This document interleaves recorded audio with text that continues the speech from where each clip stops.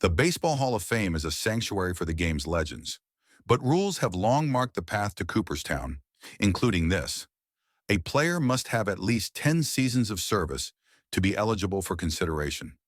Yet in 1978, this rule was waived for a man who played only 9 years. That man was Addie Joss, a pitcher whose career was as brief as it was brilliant. But why would the Hall of Fame bend its own rules for Joss? What made his 9 years on the mound unforgettable? Let's find out.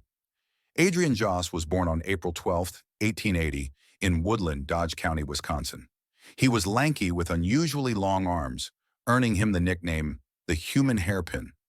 He attended St. Mary's College, also known as Sacred Heart College, in Watertown, where he played on the school's baseball team. He later studied engineering at the University of Wisconsin, now University of Wisconsin-Madison.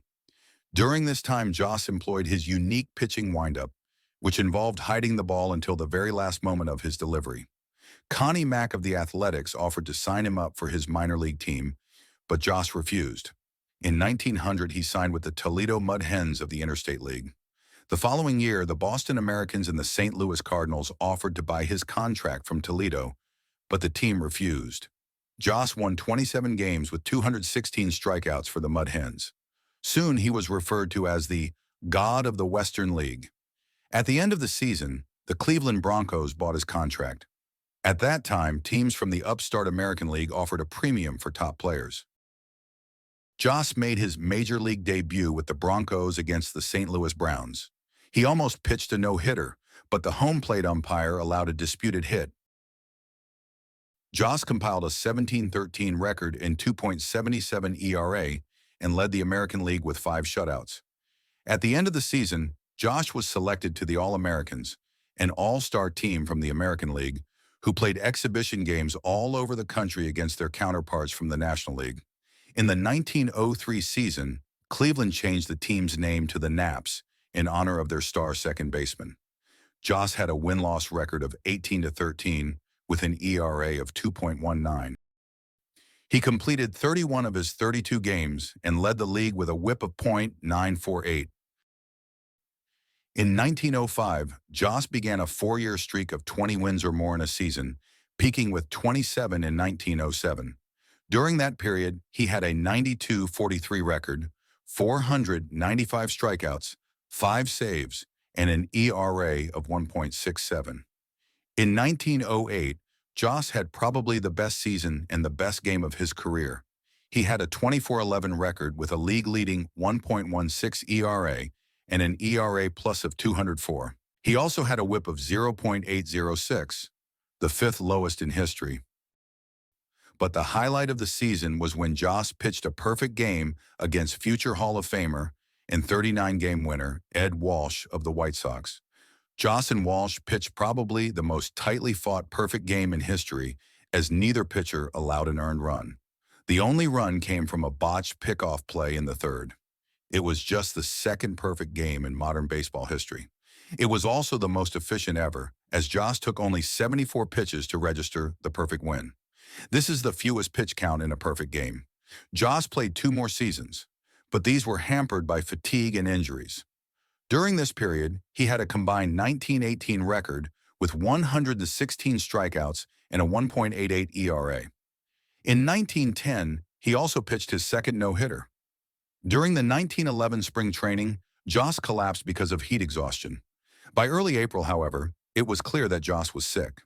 On April 10th, he met his personal physician, who initially diagnosed it as food poisoning or nervous indigestion. When more symptoms developed and Joss's condition worsened, the doctor sought the help of Cleveland's team physician. Joss was finally diagnosed as suffering from tuberculosis meningitis, which had spread to his brain, but it was too late. Joss died on April 11, 1911, just 2 days after his 31st birthday. There was universal grief for Joss as teammates, opponents, and fans paid tribute to him. The entire Cleveland team chose to not play a game against the Tigers on April 17 to attend his funeral. AL President Ban Johnson originally ruled a forfeiture, but later supported this and rescheduled the game. Over 2 months later, Major League Baseball played an early variation of the All-Star Game. Cleveland invited stars from the 7 other teams to form a team and play against them. This exhibition game became known as the Addie Joss benefit game. The game's biggest stars attended, including Ty Cobb, Home Run Baker, Walter Johnson, Sam Crawford, Eddie Collins, and Smokey Joe Wood. Johnson and Wood pitched against Cleveland's Cy Young, and the Naps lost 5-3. Still, they raised nearly $13,000 to help the Joss family pay the remaining medical bills. For his 9-year career, Joss had a 45.3 WAR, and of his 160 wins, 45 were shutouts. Joss also had a 1.89 ERA, the second lowest in Major League history. His career whip of .968 is the lowest in baseball history. By the 1950s, there was increasing clamor to enshrine Joss in the Hall of Fame. But hardliners point to the rule requiring players to play at least 10 seasons. In 1977, however, the Hall waived this rule. The following year, the Veterans Committee enshrined Joss into the Hall, 67 years after his death. Joss remains the only player in the Hall who played in less than 10 seasons. In 2006, Joss was inducted into the Cleveland Indians Hall of Fame. Thank you for watching.